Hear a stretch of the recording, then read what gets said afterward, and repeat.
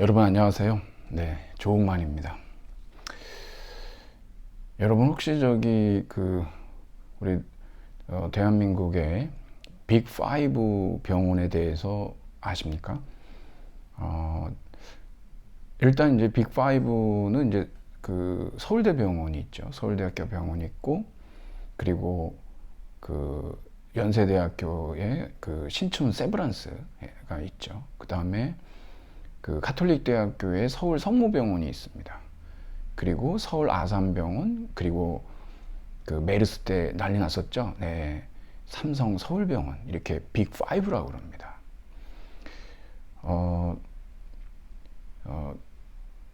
제 친구 아버님도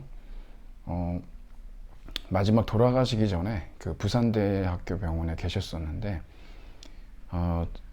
장례식에 제가 갔다가 친구한테 얘기를 들었더니 마지막 진짜 소원이 뭐냐 그러면 서울에 가서 큰 병원에서 한번 치료 한번 받아보고 싶다라고 말씀하셨는데 형편이 좋지가 않았습니다. 그리고 서울의 빅5 병원을 간다 하더라도 뭐 치료될 수 없는 그런 상황에 있으셨기도 했지만, 여하튼 장례식장 갔더니 그 친구가 그 얘기를 하면서 우는데 정말 마음이 너무 안 좋더라고요. 네. 참 살아남은 자는 얼마나 또 힘들겠습니까? 제가 왜 이 말씀을 드리냐면, 지금 여러분들도 어떤 이 전공의들의 어떤 진료 집단 거부 사태를 보고 계실 겁니다.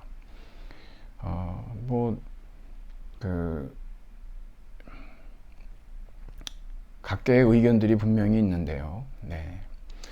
제가 여러분한테 하나 알려드리고 싶은 것은 뭐냐면은, 여러분이 이 암 환자의 생존율을 높이는 데 있어서요, 사실상 1차 진료 체계인 이 동네 병원이 있지 않습니까? 예.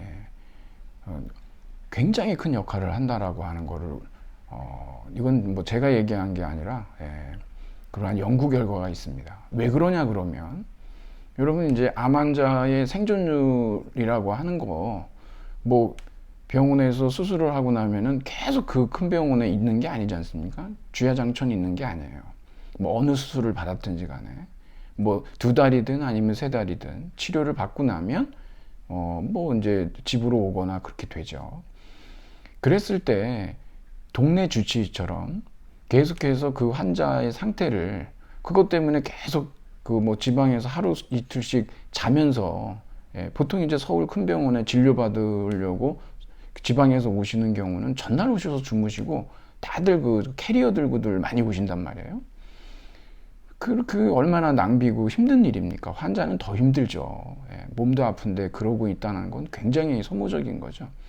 근데 동네 의원이나 이런 동네 주치의가 있으면 뭐 혈압이라든가 그 외에 당뇨라든가 계속해서 체크할 수 있는, 그리고 또 어디가 안 좋으니까 뭐 어디 가서 진료를 받으라고 다 알려줄 수가 있죠. 그렇게 해서 캐나다에서도 우리처럼 전국민 의료보험이거든요. 미국은 뭐 더 이상 제가 말씀 안 드리겠습니다. 미국은 뭐 보험 없는 사람이 절반이 넘으니까는요. 결국에 가서 캐나다가 그렇게 해서 동네 주치 제도를 받아들이면서 불필요한 의료 낭비도 없어지고, 상당히 아주 선방을 하는 그러한 것을 볼 수가 있거든요. 그러기 위해서는 뭐가 필요하냐 그러면은, 이 동네 병원들에 대한 인구 1만 명당 7.5명입니다. OECD 연구 결과가요. 그렇게 됐을 때 의료비도 굉장히 많이 감축시킬 수가 있고요. 왜냐하면 뭐 이상하면 가서 가까우니까 가보면은 이제 지금 혈압이 높으니까 뭐 혈당이 높으니까 뭐 어떻게 조절하시라고 그러면서 가깝게 그냥 얘기할 수가 있잖아요. 그래서 그런 거를 조절하다 보면 큰 병이 안 된다는 거죠. 근데 보통 우리는 이제 키워서 가는 경우들이 많잖아요. 그러니까 그런 1차 의료 체계로서의 이 동네 병원들이 더 활성화되고 그러면 건강 불평등, 이 구조적인 건강 불평등을 줄일 수가 있다는 겁니다. 이게 연구 결과거든요.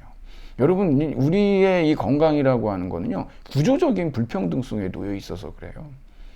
그러니까 그러한 것 때문에, 그래서 이제 문재인 케어가 등장을 한 거죠.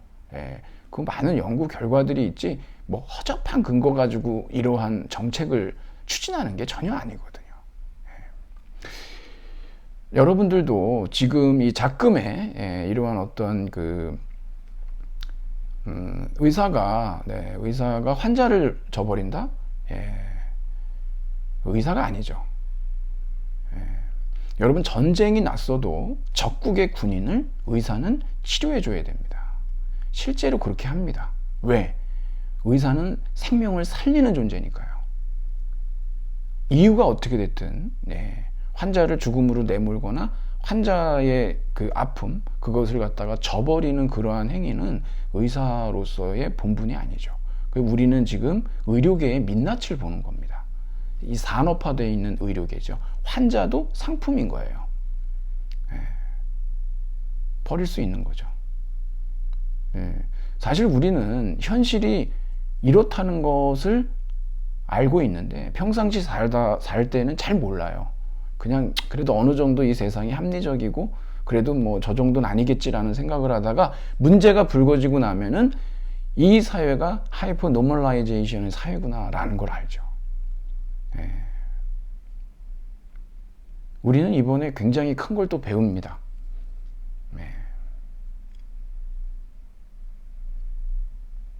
과연 어떤 미래 사회를 우리가 꿈꾸는 걸까요? 제가 이 말씀을 드리는 것은 오늘 우리가 이제 살펴보려고 하는 이 논리학과 논증이라고 하는 부분인데요. 오늘 정말 정말 제정신을 차리기 위해서라도 우리에게는 이런 비판적 사고가 필요하고 그런 많은 기법들이 또 그것을 우리가 우리의 아예 성향으로 만들어야 된다고 제가 말씀드렸던 이유도 거기에 있는데요. 여러분들이 수많은 기사들이 있습니다. 가짜 뉴스도 보통 많은 게 아니에요. 미스인포메이션, 디스인포메이션 난리도 아닙니다, 지금. 이러한 이 카립디스와 스킬라 사이를 빠져나가서 정말 우리가 그 실체적 진실을 보려고 하면 우리에게는 이러한 훈련이 필요하고 그래야만 합니다. 그래야 바보 같은 삶을 안 살죠. 안 그러면은 그냥 여기 끌려다니고 저기 끌려다녀서 뭐가 뭔지 구분을 못하는 그렇게 돼서는 안 된다는 거거든요. 오늘 우리가 이제 본격적으로 이제 비판적 사고에 대한 일반적인 논의들을 우리는 지난 시간에 살펴봤고 오늘은 뭐 할 거냐 그러면 논리학이 뭐냐는 거예요. 논리가 뭐고 논리학이 뭐냐, 그 논증이 뭐냐, 이거 논리학 해서 뭐 하냐, 무슨 쓸모가 있냐, 이게 쓸모가 있는 거를 제가 말씀드리려고 그러는 거죠. 어떤 쓸모가 있는지에 대해서. 우선 여러분께 제가 그 수업 안내문을 통해서도 말씀드렸지만 이 강의 동영상을 보시기 전에 제가 여러분한테 나눠드린 이 논리 퀴즈를 한번 풀어보십시오. 여러분들은 이거 굉장히 쉽게 푸실 거예요. 근데 한번 풀어보십시오. 그래서 이걸 한번 풀어놓고 그러고서 제 영상을 좀 보셨으면 좋겠고, 만일에 아직 안 푸셨다면 잠깐 중지를 시켜놓은 다음에 여러분이 풀어보시고 그리고서 다시 또 오셨으면 좋겠습니다. 오늘 우리는 이런 작업들을 통해 가지고 논리학이 무엇인지에 대한 얘기를 좀 심층적으로 살펴보려고 합니다. 우선 제가 여러분한테 나눠드린 자료에 보면 논리학에 대한 잠정적 정의들이 있고, 그리고 결국에 가서 논리학은 이거다라고 하는 거, 우리 이제 책으로 들어가기 전에 먼저 제가 얘기를 한번 드려보려고 그래요. 일단 여러분, 논리학에 대한 잠정적 정의 첫 번째는 뭐냐? 논리학은 논리에 대해 연구하는 학문이다 라고 했어요. 그러면 이 논리가 뭐냐라는 걸 알아야 되겠죠. 여러분, 우리가 일상생활에서 논리적이야 이런 얘기 할 때 있잖아요. 보통 우리가 논리적이라는 얘기를 할 때는 어느 때냐 그러면은 뭔가 일관성이 있다는 거죠. 왜 우리가 앞에서는 찬성한다고 그러고 결론에 가서 반대한다고 그러면 비논리적이라고 그러잖아요. 앞뒤가 안 맞는 거예요. 일관성이 없어요. 여러분, 글 쓸 때 제일 기본이 뭐냐 그러면 일관성이에요. 실제로 제가 많은 글들을 받아보면은 정말 어이없게도, 여러분 정말 안 그럴 것 같잖아요. 근데 정말 어이없게도 앞에선 찬성한다 그러고 뒤에 가서는 결론은 그래서 반대한다 이렇게 써서 제 눈을 의심해서 다시 읽어보는 경우도 있는데, 쓰면서 생각이 바뀐 건데 이거에 대해서 퇴고나 이런 거 안 하고서 제출을 하니까 이거 완전히 비논리적이고 모순적인 자기 주장을 하게 되는 그러한 글들이 돼버리는 거죠. 그래서 여러분, 글을 잘 쓰고 못 쓰는 거는 나중 문제고요. 일단은 여러분, 일관성이어야 됩니다. 일관성이 있어야 된다는 거죠. 일관성이라는 건 지금 말씀드렸다시피 뭐냐 그러면은 모순적이지 않다는 거예요. 여러분, 어떤 진술이 모순 관계에 있다라고 하는 거는, 두 진술이 모순 관계에 있다라는 거는 둘 다 참이거나 둘 다 거짓일 수가 없어요. 그렇죠? 하나의 진술이 참이면 다른 하나의 진술은 반드시 거짓이고, 하나의 진술이 거짓이면 다른 하나의 진술은 반드시 참이어야 돼요. 이게 모순 관계죠. 둘 다 참이거나 둘 다 거짓일 수가 없는 관계가 이제 모순 관계죠. 이게 이제 우리가 이런 모순이 없는 경우, 이게 조리 있다라고 했을 때 우리가 일관적이다라고 하는데, 그때 우리가 논리적이다라는 얘기를 쓰는 겁니다. 그러면 한번 퀴즈 한번 드려볼까요, 여러분? 두 진술이 반대 관계에 있다라고 하면 어떤 뜻일까요? 둘 다 참일 수는 없지만 둘 다 거짓일 수가 있는 거예요. 나도 틀릴 수 있고 당신도 틀릴 수 있다는 거예요. 둘 다 거짓일 수가 있다는 거예요. 나도 틀렸고 당신도 틀렸어 라고 할 수 있다는 거예요. 여러분, 우리 지금은 다원주의 사회입니다. 지금 이런 식으로 한쪽이 맞고 한쪽이 틀리는 이런 모순적인 관계는요, 논리학에서나 가능하지 현실에서는 거의 불가능합니다. 복잡하거든요. 그러니까 우리가 좀 더 개방적 태도로, 열린 태도로다가 나도 틀릴 수 있고 당신도 틀릴 수 있고 우리 둘 다 틀릴 수 있어 라는 거를 좀 열어두면 어떨까. 그런 차원에서 한번. 하여튼 뭐 그렇습니다. 그리고 또 우리가 논리적이다라고 할 때 어느 경우를 얘기하냐 그러면 어떤 지지나 도출 관계가 있다라는 얘기예요. 이게 보통 이제 우리가 논증을 지금 설명 안 하고 논증 얘기를 좀 할 건데, 여러분 제가 말씀드렸다시피 논증이라고 하는 것은 주장이 있고 근거가 있다고 그랬죠. 즉 전제와 결론이 있잖아요. 전제들이라고 하는 것은 이 결론의 참을 뒷받침하고 지지하죠. 그게 전제예요. 근거죠. 이유들이고. 그러면 이 결론은 뭡니까? 전제들로부터 따라 나오는 그러한 진술이 되겠죠. 도출된다고 그럽니다, 이걸. 전제들이 결론의 참을 뒷받침해요. 또 결론은 전제들로부터 도출이 됩니다. 따라 나옵니다. 그러니까 지지와 도출 관계, 이 전제와 결론의 관계죠. 이런 논증의 관계. 그것을 우리가 논리적이다라고 하는 거죠. 제가 미리 말씀드리자면, 전제들이 참이라면 결론이 반드시 참인 논증이 뭐냐 그러면 타당한 연역 논증이에요. 그러니까 연역 논증에서는요, 전제들이 참이잖아요. 그럼 결론이 반드시 참이에요. 이러한 지지와 도출 관계가 있다는 거예요. 논리적이죠, 이런 거예요. 논리적. 그런데 첫 번째 잠정적 정의에서 논리학은 논리에 대해 연구하는 학문이다 그랬는데, 여기에서 보면은 이 논리가 사실은 이 논리의 대상이 나와 있지가 않아요. 그러면은 또 다른 정의로 한번 가보자. 즉 이 논리를 지니고 있는 대상, 그것이 무엇인지를 한번 찾아보자. 그래가지고 두 번째 정의로 갔더니 논리학은 논리적 사고에 대해서 연구하는 학문이다. 여러분, 우리 논리적 사고라고 하는 것에 후보들은 뭐가 있을까요? 어떤 뭐 예측, 기억, 뭐 공상, 아니면 뭐 추리. 뭐 정답은 제가 이미 알고 있으면서 괜히 이런저런 거 하는 것 같죠? 네, 맞습니다. 정확하게 보셨어요. 논리적 사고의 후보군으로서는 추리가 있습니다. 추리. 그러면 여러분, 잠정적 정의 세 번째로 가서, 그러면 그거를 대체해서 추리에 대해서 연구하는 학문이다. 여러분, 그러면 추리라고 하는 것은 뭘까요? 추리. 여러분이 추리라고 하는 것은 우리가 이제 책에서도 조금 이따 보겠지만, 여러분, 논리학과 심리학은 달라요. 논리학이라고 하는 것은 심리학과 달리 이것은 규범의 학입니다.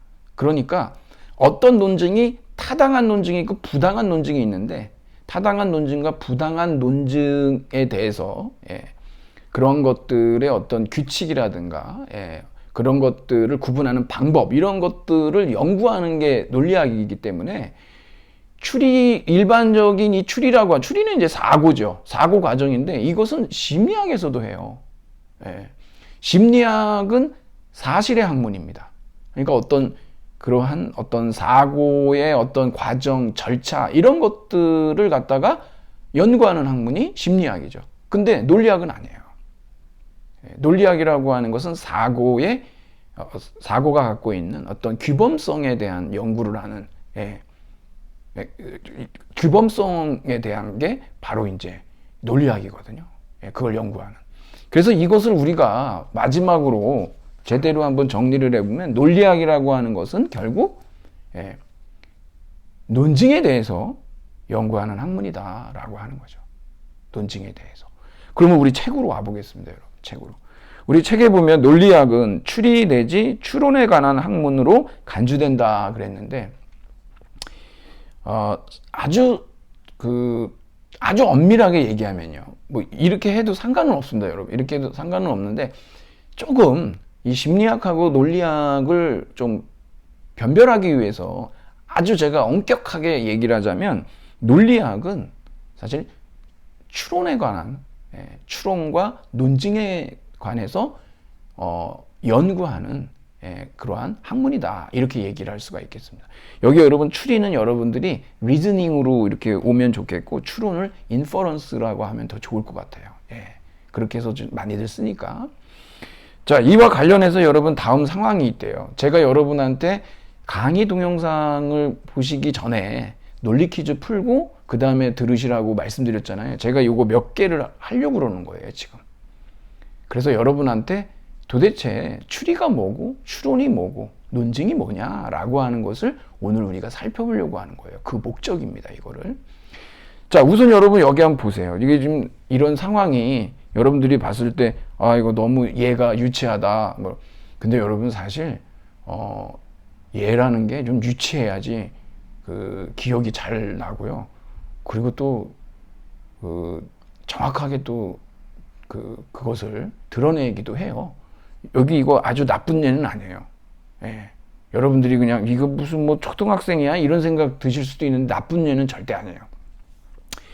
나는 지금 논리학 수업을 듣기 위해 강의실 의자에 앉아 있다. 저쪽에서 누군가 오는 발자국 소리가 난다. 나는 친구들과 누가 오는지를 맞추는 내기를 했다. 이런 경우 있죠. 나와 영희는 교수가 오고 있는 중이라고 했고, 철수는 항상 지금쯤 나타나는 순돌이라고 했다. 이제 나와 영희가 한 말이 맞았다고 가정해보자. 그러니까는 교수가 오고 있는 중이었어요. 그랬더니 여기에서 이 두 사람이 위와 같은 주장을 하기 위해서 어떻게 추리했는지, 그 추리 과정을 기술할 수도 있고, 또 올바로 추리했는지도 따져볼 수 있죠. 여러분, 이게 심리학과 논리학의 차이예요. 그러니까 추리 과정이 있죠. 어떻게 추리했어? 라고 하는 거. 추리의 어떤 과정, 절차, 이런 것들을 따져보는 것은 어디서 하느냐? 그러면 심리학에서 합니다. 그냥 사실, 어떻게 추리했는지 그 사실을 보는 거예요. 그런데 논리학은 뭐냐면 올바로 추리했는지, 틀리게 추리했는지, 그거를 봐요. 그래서 여기서 각 사람이 어떻게 추리했는지 진술하는 것은 이들의 추리가 올바른가 하는 문제와는 관련이 없습니다. 심리학과 논리학의 차이입니다, 이게. 왜냐하면 내가 잘못 추리했지만 누가 오는지 우연히 맞췄을 수도 있기 때문이다. 시계를 지금 잘못 봐서 이렇게 얘기를 할 수가 있는데, 공연히 평상시보다 10분 일찍 오는 바람에 자기 말이 맞았을 수도 있다, 이런 얘기죠. 이런 경우들이 있잖아요. 그래서 여기 지금 여러분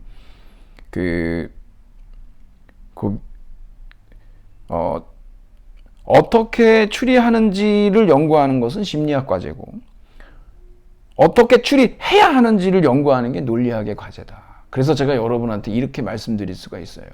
논리학이라고 하는 것은 사고의 윤리학이다. 왜 제가 여러분 윤리학이라고 여러분 윤리학에서는 윤리는 선과 악이 있잖아요.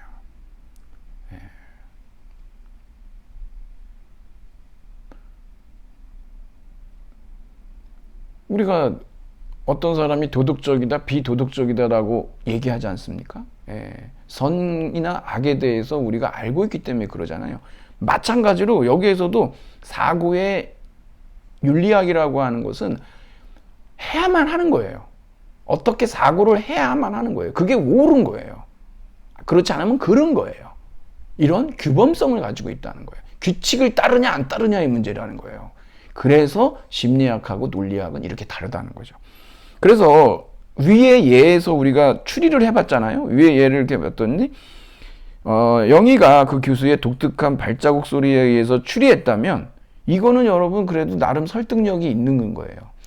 뭐 또각또각 뭐 이렇게 한다든가 뭐 어떻게 터벅터벅 한다든가 그런 게 있겠죠. 그런데 만일에 내가 시계를 잘못 봤다, 그래서 우연히 맞췄다라고 한다면 이것은 우리가 설득력 있는 근거라고 보기가 어렵다라고 하는 거죠. 즉 우리는 어떤 결론이 어떤 과정을 통해서 그 결론이 도출됐는지, 근데 그 결론, 그 전제들이 이 결론을 지지할 만큼 설득력이 있는 근거냐 아니냐라고 하는 거, 이걸 묻고 따지고 저울에 달아보고 이런 논의를 하는데 이게 바로 논리학의 과제라고 하는 겁니다. 그래서 이 예를 여러분한테 말씀드리는 거죠. 그래서 여기 설득력의 차이라는 건 뭐냐면, 여러분 어떤 사람이든 자기가 주장을 할 때 그것을 지지하는, 그걸 뒷받침하는, 그것을 지지하고 뒷받침하는 어떤 근거들을 제시를 하는데, 이 근거라고 하는 것에 설득력의 차이가 있겠죠. 아무래도 안 그러겠습니까? 이걸 바로 우리가 뭐라 그러냐 그러면 근거의 질이라고 하면 퀄리티의 문제예요. 그러니까 좋은 근거를 대야 돼요. 그냥 허접한 근거를 대서는 안 돼요. 제가 이렇게 봤더니 의대생 협의회 회장이라고 그래가지고 이제 그 CBS 김현정 씨인가요? 그 시사 프로 거기 나와서 이제 했던 거를 읽어보니까 의대 증원을 반대하진 않는다. 다만 정부에서 제시한 근거가 잘못됐다. 근데 이제 구체적으로 뭐가 잘못됐는지 그런 거에 대해서는 좀 따져봐야 되겠죠. 정부가 그러한 정책을 펴면서 어떤 그 필요성을 주장하는 그러한 근거들이 정말 한번 대화를 통해서 짚어보고 하여튼 그런 식으로 이 논증의 결론을 약화시킬 수 있는 전략이죠. 근거가 맞지 않는다, 잘못됐다, 이런 주장을 하는 건데, 그런 거에 대해서 또 재반박을 하는 거니까 또 근거를 제시를 해야 되는 것은 또 이제 그쪽에서의 당연한 어떤 의무죠. 하여튼 근거가 다 같진 않아요. 근거의 질을 우리가 따져봐야 됩니다. 그러고 나서 이 결론을 받아들일지 말지 결정해야 되니까. 그래서 여기 보면은 근거가 주장을 잘 지지해줄 수 있는 올바른 또는 좋은 추론인지 그렇지 못한 추론인지에 관한 물음을 다루는데, 그래서 논리학은 올바른 혹은 좋은 추리 내지 추론이 무엇인지를 연구하는, 추론의 본성을 연구하는 학문이다, 이렇게 길게도 얘기하고 이렇게 나와 있습니다. 여기서 여러분 이 추론이 있는데 이걸 올바른 또는 좋은 이렇게 얘기하는 이유는 뭐냐면, 우리가 연역 논증인 경우에는 올바른, 틀린 이렇게 써야 되고요. 귀납 논증인 경우에는 좋은, 나쁜이라고 얘기를 해서 그래요. 그건 우리가 바로 다음 시간에 배울 겁니다. 그래서 여기에서 아주 이렇게 얘기를 해놓는 거죠. 그러니까 보통은 우리가 논리학 그러면은 형식 논리학이고 대표적인 게 연역 논리이기 때문에 보통은 우리가 타당한 논증과 부당한 논증에 대해서 연구하는 학문이 논리학이다. 이렇게 얘기를 또 할 수도 있습니다. 자, 여기까지 우리가 여러분 논리학과 심리학이 어떤 차이가 있는지, 그리고 논리학이 무엇을 하는 학문인지에 대해서 우리가 살펴봤습니다. 하나 더 예를 제가 들면서 우리가 첫 번째 예는 살펴보고 두 번째 예를 보면서 과연 어떻게 추론을 해야만 하는지, 그래야 그게 올바른 추론인지, 아니면 그릇된 추론인지. 여기에 여러분 보니까 추리, 추론, 논증 이렇게 세 가지로 나와 있는데 아주 유명한 예예요, 이거. 여러분들이 다른 논리학 책을 보시더라도 이 예가 나와 있습니다. 워낙 유명한 예거든요. 가인이 혼자 생각하고 있다. 여러분들도 한번 생각해 보세요. 그녀는 작년에 그녀의 고용주가 재정적으로 곤란한 상태였고 그래서 그녀의 봉급을 20% 삭감하여야 했다는 사실을 기억한다. 이제 사업은 호전되었고, 그러니까 금년이죠. 지금 현재니까 꼼꼼하게 잘 읽어보셔야 됩니다. 호전됐고 그녀는 20% 인상된 봉급을 받게 될 것이다. 근데 여기 중요한데 처음에 가인은 기분이 매우 좋았어요. 근데 좀 지나니까 기분이 조금씩 더러워지기 시작했어요. 그렇죠? 왜냐하면 그녀의 오른 봉급은 원래 봉급의 96%밖에 되지 않으리라는 것을 깨달으니까 여러분 이게 기분이 안 좋겠죠? 저도 안 좋습니다. 이렇게 되면. 우리 이제 일해서 쓰게 되는 비용을 시발 비용이라고 그러죠. 욕 너무 세게 안 하려고요. 괜히 그냥 이렇게 되면 괜히 돈 쓰게 되잖아요. 그냥 기분도 더러운데 그냥 오늘 택시 타고 집에 가자 이래가지고 괜히 택시비 나가고 그럴 이유가 없는데 괜히 사 먹게 되고 그럴 때도 있죠. 자신을 위로하기 위한 하나의 아주 절박한 수단일 수도 있고. 그래서 그녀는 난 삭감되기 전보다 적은 봉급을 받게 될 것이야 라고 결론을 내렸어요. 여러분 이거 제대로 된 추론입니까? 잘못된 추론입니까? 제대로 된 추론입니까? 그걸 우리가 보는 거예요. 우선 여기 여러분 이 용어들에 대한 이 용어의 개념 정의부터 나와요. 논리학에서 추리는 뭐냐 그러면 이미 알고 있는 것으로부터, 이걸 우리 어려운 말로 기지의 사실이라고 그러거든요. 주어진 사실이라고도 해요. 이미 알고 있는 것으로부터 새로운 거, 미지의 사실이죠. 새로운 것을 이끌어내는 생각의 과정, 사고의 과정이죠. 사고 과정을 우리가 뭐라고 그러냐면 추리라고 그래요. 이것은 여러분 사실 심리학하고 같아요. 논증하고 똑같습니다. 논증이나 이 추리나 여하튼 알려진 것으로부터 알려지지 않은 것을 이끌어내는 겁니다. 특히 이 논리학에서는 이제 용어가 바뀌죠. 전제로부터 결론을 끌어내요. 전제로부터 결론을 도출해내는 겁니다. 이런 걸 특히 우린 뭐라 그러냐? 추론이라고 그러죠. 인퍼런스 한다고 그래요. 그리고 이 추론도 추리와 추론은 사고 과정입니다. 아직까지는. 우리 머릿속에서 하는 과정이죠. 그런데 이것이 언어화됐을 때, 언어로 표현될 때, 글이나 말로 표현이 되면 그때 우리 뭐라 그러냐 그러면 이거를 논증이라고 그래요. 논증. 그리고 이 논증이라고 하는 것은 우리가 전제 결론이라고 얘기를 안 하고 주장과 근거라고 얘기를 합니다. 근데 사실 여러분 우리가 이것을 그렇게 엄밀하게 쓰진 않아요. 그러니까 논증이든 추론이든 서로 바꿔 쓰기도 해요. 그래도 우리가 무슨 말인지는 알죠. 근데 원칙적으로는 그렇다는 거예요. 추론하고 논증의 차이점은 언어로 표현됐냐 아니냐, 사고 과정이냐 언어로 표현됐냐, 그거의 차이거든요. 근데 그냥 같이 씁니다. 그래도 우리가 기본은 알고 있어야 되니까 이런 차이들을. 그래서 여러분들이 여기에서 지금 이 가인이 혼자 생각을 합니다. 이거 사고 과정이죠. 생각하고 있는 겁니다, 지금. 그래서 여기는 지금 알려져 있는 사실 있잖아요. 전제들이 있습니다. 거기에 지금 논증 과정이 이렇게 표현이 돼 있죠. 이거를 갖다가 추론으로 한다는 거는 이거를 이제 전제로 삼아서 결론을 도출해내는 거예요. 그렇지 않고 전제 결론이 아니라 그냥 알려진 사실로부터 가인이 여기에 대해서 그냥 추리를 하는 겁니다. 그냥. 그래서 이제 결론이 나오는 거죠. 이제 뭐 새로운 사실이 등장하게 되는 거죠.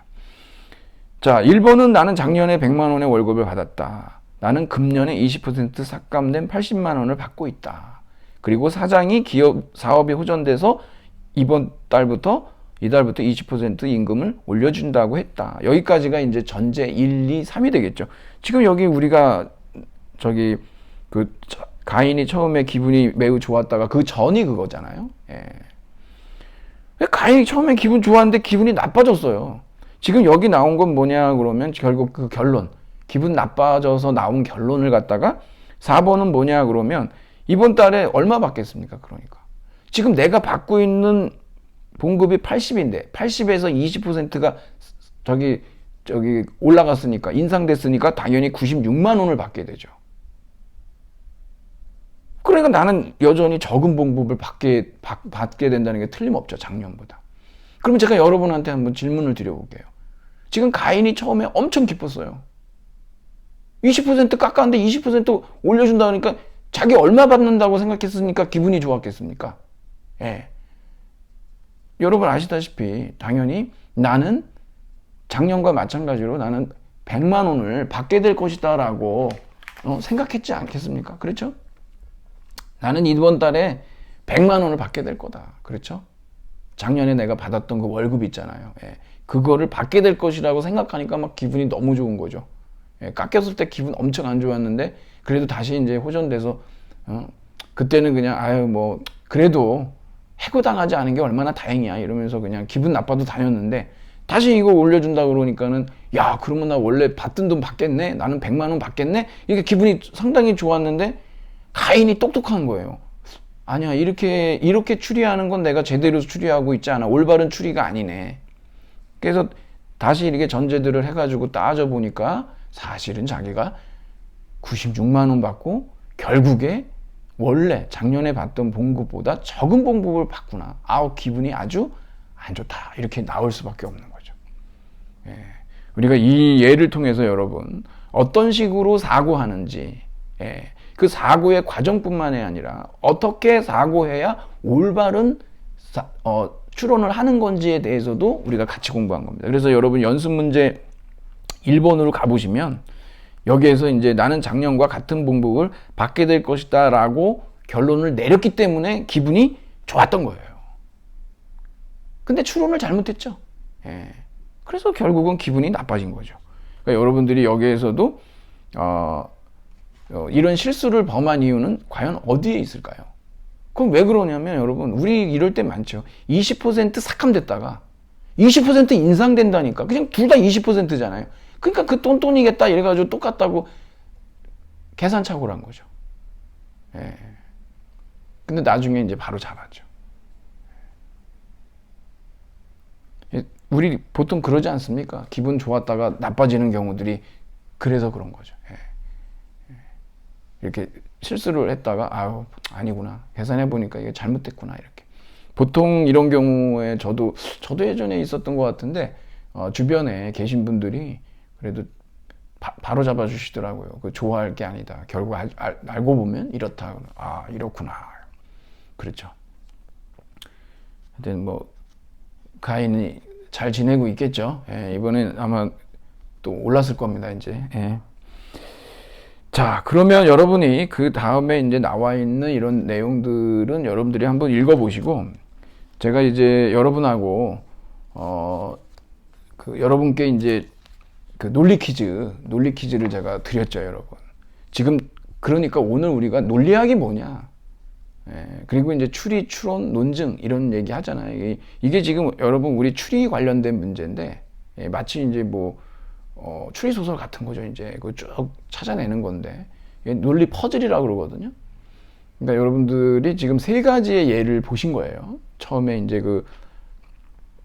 지금 오는 사람이 누구냐에 대해서 맞추는 거였고, 두 번째가 이제 가인의 어떤 임금 인상 관련된 얘기고, 그리고 이제 세 번째 지금이 이제 과연 이게 그 모자 색깔을 어떻게 C가 맞췄냐, 그 얘기죠. 여러분, 이 상황은 이제 일직선으로 세 사람이 이렇게 한 명씩 앉아 있고, 그래서 이제 그 내용들이 쭉 있어요. 그럼 제가 여러분한테 이렇게 질문을 드리고 싶습니다. 뭐냐면,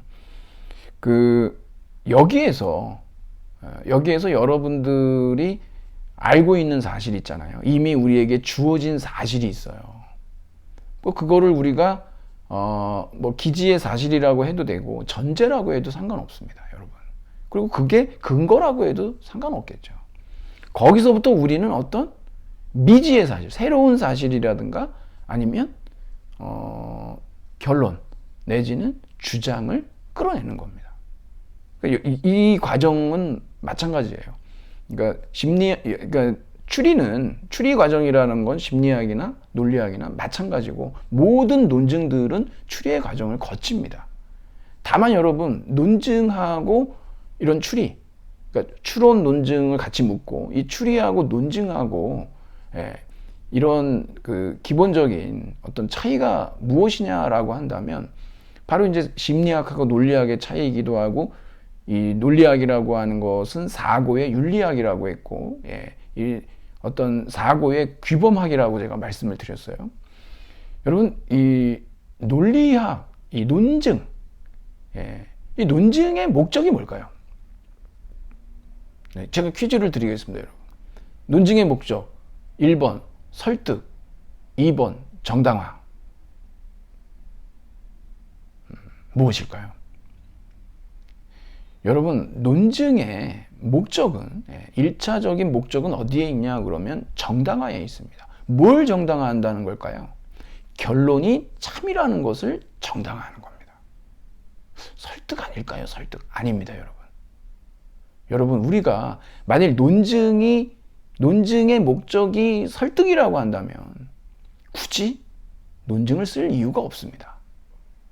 왜 그러냐면, 여러분, 금연 광고를 하는데 아무리 여러분들이 수많은 논증들을 읽어보세요. 설득력이 또 결론의 참을 받아들일 만해. 그렇다고 여러분들이 그 금연을 할까요? 그게 쉽지 않겠죠. 차라리 뭐 보통 우리가 쓰듯이 그런 어떤 그 흡연으로 인해 망가진 폐사진 같은 거 있잖아요. 담뱃갑에 이제 있는 그런 사진이 논증보다는 훨씬 더 설득력이 있습니다. 여러분이 누군가를 사랑하는데 그 연인에게 자기가 사랑한다라고 하는 거를 논증합니까? 난 사실 뭐 이러고 뭐 전제가 이러고 결론이 이래서 나는 그래서 당신을 사랑한다고 뭐 이걸 받아들여 달라고 이러는 것보다 뭐 그냥 여러분의 마음의 표현으로 뭔가를 선물하는 것이 훨씬 더 설득력이 강한 거죠. 그래서 논증의 목적이라고 하는 것은 정당화에 있다라고 하는 것, 설득에 있지 않다라는 것을 여러분들이 꼭 알아두시기 바랍니다. 설득하려면 이성에 하지 말고 차라리 감정에 하는 게 더 효과적이라는 거예요. 자, 우리 다시 돌아오 보죠. 논리 여행으로 왔습니다. 그럼 여기서 여러분, 이 문제 푸는 것도 우리가 기본적으로 우리에게 주어져 있는 기지의 사실들이 있잖아요. 첫째, 그것이 뭐냐 그러면 일단 모자 몇 개입니까? 5개입니다. 그래서 모자가 5개가 있고, 흰색 모자가 3개고 빨간색 모자가 2개로 모자가 5개가 있다라고 하는 거를 여러분들이 활용하셔야 되고, 또 하나는 뭘까요? 여기 지금 A하고 B가 나는 모르겠다라고 얘기하는 거 있죠? 이거를 잘 활용하셔야 되죠. 여러분들이 이미 다 하셨어요.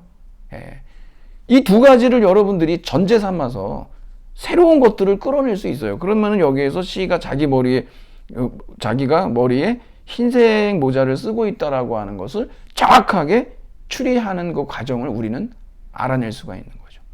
일단 여러분 보십시오. A가 볼 때 B하고 C가 쓸 수 있는 경우의 수는 4가지죠. 여러분 뭐 이렇게 표시해 놓으셨죠? 뭐 이렇게 해서 뭐 빨간색, 빨간색, 흰색, 흰색, 빨간색, 흰색, 흰색 이렇게 네 가지입니다. 이 중에서 B하고 C가 둘 다 그 빨간색 모자를 썼다면 빨간색 모자가 두 개니까 A는 당연히 흰색 모자로 결정이 나겠죠. 근데 지금 A가 뭐라 그러냐면 모른다고 그러죠. 그러니까 이건 아니라는 거죠. 하나가 없어지죠, 여러분. 그리고서 그러니까 네 가지에서 세 가지로 지금 좁혀졌어요. A가 모른다라고 한 말로부터 우리가 세 가지 경우의 수를 추리해낸 거죠. 또 B가 있습니다. B가 보니까 C가 빨간색 모자를 썼거나 흰색 모자를 썼는데 C는 그런데 세 경우의 수로 좁혀진 상황에서 B가 볼 때는 C가 흰색 모자를 썼다면 B의 모자 색깔은 빨간색이거나 흰색 모자이고 B가 볼 때 C가 빨간색 모자를 썼다면 B의 모자 색깔은 흰색이라고 고정이 되죠. 근데 B가 지금 모른다라고 한 말로부터 다시 두 개의 경우로 좁혀집니다. 그 두 개의 경우에 B는 모르지만 C는 자신의 모자가 흰색이라고 하는 것을 알 수가 있는 것이죠. 여러분들이 아마 그렇게 다 푸셨을 겁니다. 이것이 바로 논리 퍼즐로서 아주 추리의 과정을 거쳐 나가면 특히 모자가 5개고 흰색 모자 3개, 빨간색 모자 2개 그리고 A와 B가 둘 다 자기가 무슨 모자를 쓰고 있는지 모른다라고 한 것을 힌트로 가지고 그것을 전제들로 가지고 이 과정을 보면은 C가 흰색 모자를 쓰고 있다라고 명확하게 추리할 수 있는 이유를 우리가 알게 되는 거죠. 바로 우리가 이제 추리라고 하는 이러한 사고 과정을 이렇게 해서 살펴봤습니다. 여러분 좀 어떻게 흥미가 있으십니까? 제가 여러분한테 그래서 또 과제를 하나 내드렸죠, 여러분. 여러분이 그것도 한번 이런 방식으로 여러분이 분명히 뭔가 주어져 있는 그러한 사실들을 잘 활용하시면 그것으로부터 결론을 추리해낼 수가 있습니다. 새로운 사실을 알 수가 있고 이 과정도 설명할 수가 있는 거죠. 여러분들이 한번 그거 한번 해보시고 24쪽에 여러분 그 2번하고 3번이 있는데 이 문제 오늘 풀고 우리가 이제 좀 정리를 해보도록 그렇게 하겠습니다. 여러분 여기서 보면은 이제 그 2번은 결론, 특히 최종 결론을 찾는 거고 3번은 이 주장을 지지하는 근거들을 찾아라라고 이렇게 얘기를 해요. 그러니까 결국 여기서 얘기하는 건 뭐냐면 어떤 전제와 결론 찾기라고 하는 거거든요. 여러분들이 항상 어떤 논증을 접할 때 있잖아요. 특히 어떤 뭐 장문의 글이든 짧은 글이든 글을 접하면 여러분들이 먼저 찾아야 되는 것이 전제가 아닙니다. 결론부터 찾으셔야 돼요. 결론을 찾고 그 다음에 그것을 지지하는 뒷받침하는 전제들을 찾는 이 순서를 꼭 잊으시면 안 됩니다. 특히 여기 2번의 다음 논증의 최종 결론이 뭐냐라고 한 것은 최종 결론이라고 했으니까 최종 결론에 도달하기 이전에 또 결론들이 있어요. 이런 거 나중에 우리 뒤에 가서 배우는데요. 우리가 부속 결론이라고 얘기를 합니다. 여기서 뭐 중간 결론이라고 얘기해도 상관은 없지만 우리 보통 이제 이 최종이란 말 때문에 그래요. 보통은 우리가 이것을 주결론이라고 하고 중간에 있는 것들을 부속 결론이라고 얘기를 합니다. 네. 여기 이제 최종 결론이라고 얘기를 했어요. 여러분 그리고 결론하고 전제를 찾는다는 거는 쉽지는 않습니다. 물론 전제 지시어하고 결론 지시어 이런 네온사인들이 있으면 찾기는 훨씬 쉽지만 모든 글들이 다 그렇게 지시어들을 얘기하진 않아요. 그리고 어려운 그 논의일수록 더 그러죠. 우리 뭘로 찾아야 되냐 그러면 앞뒤 그 맥락으로 문맥으로 찾아야 돼요. 이거 여러분 사실상 이런 작업이 우리가 굉장히 중요합니다. 우리가 글을 읽을 때. 그래서 우리가 똑같은 글을 읽고도 엉뚱한 주장을 써오는 사람들도 있습니다. 그건 왜 그러냐 그러면 논리적 사고가 안 되는 거예요. 여러분 논리적 사고 우리가 오늘 배운 논리학이 논리적 사고를 얘기하는 거예요. 비판적 사고라고 하는 건 제가 말씀드렸다시피 전제들이 실제로 참이냐라고 하는 걸 따져본다고 그랬죠. 분과 학문에서. 지금 여기서 우리가 한 건 뭐냐면은 전제와 결론을 찾는 예, 그런 분석, 논리적 분석을 한 겁니다. 이게 논리적 사고입니다. 비판적 사고는 논리적 사고가 선행된다고 그랬죠. 타당성은 건전성의 필요 조건이다라고 제가 말씀드린 것처럼 뭐 뒤에 또 나오니까 그때 가서 하도록 하죠. 그러면 여러분 여기에서 최종 결론이 뭐냐 그랬더니 자연과학의 특징은 정확한 예측력은 탐구 현상들을 수학적 표현으로 단순화함으로써 가능했던 것으로 보인다. 일부 사회과학자들 역시 정확한 예측을 원했고 그래서 똑같은 단순화 작업을 해야 한다고 주장했다 이래요.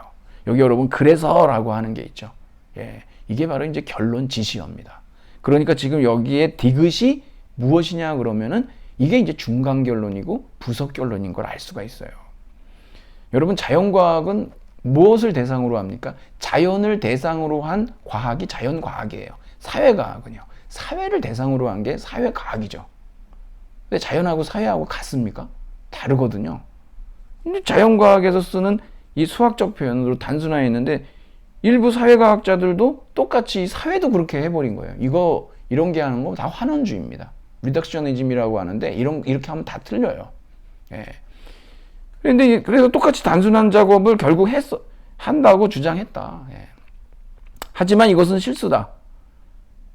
이렇게 하면 쉽게 수량화할 수 없는 자료들을 소홀히 다룰 수밖에 없기 때문에 사회 현상이 왜곡되는 결과가 초래된다 그랬죠. 여러분 여기 최종 결론은 뭐냐 읽어보시면 아시겠지만 하지만 이것은 실수다라고 하는 거죠.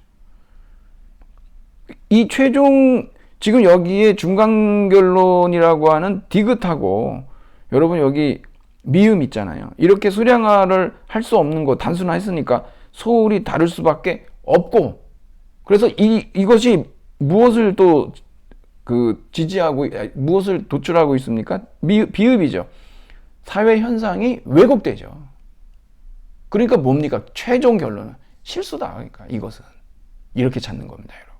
그러니까 사실 여러분 여기에서 중간 결론은 디귿하고 비읍이죠. 디귿하고 비읍이라고 하는 것이 중간 결론이고 최종 결론은 리을이 되는 겁니다. 리을이. 여러분들이 이걸 나중에 뭐 이렇게 논증 구조도도 그릴 수가 있어요. 그러면 좀 더 이게 명확해지죠. 뭐가 뭐를 갖다 지지하는지 이런 것들을. 3번으로 한번 가볼게요.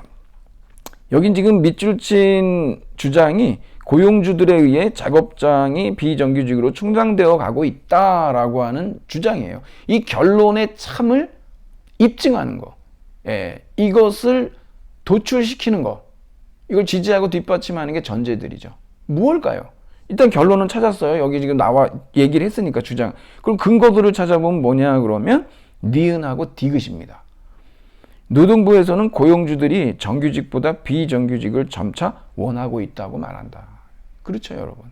97년 11월 이후, 97년 IMF 이후에 대한민국 사회에 처음으로 노숙자와 비정규직이 등장했습니다. 그 전에는 없었습니다. 예. 그 전에는 보통 거지와 뭐 거지는 있었죠. 그거는 뭐 하지만 노숙자, 홈리스는 없었어요. 영등포역하고 서울역에 그때부터 생긴 겁니다. 홈리스라고 하는 말이 처음 등장했습니다. 한국 사회에. 비정규직이라는 말도 처음 등장했죠. 글로벌 스탠다드라고 했습니다. 그래가지고 이때부터 이제 지금은 거의 비정규직이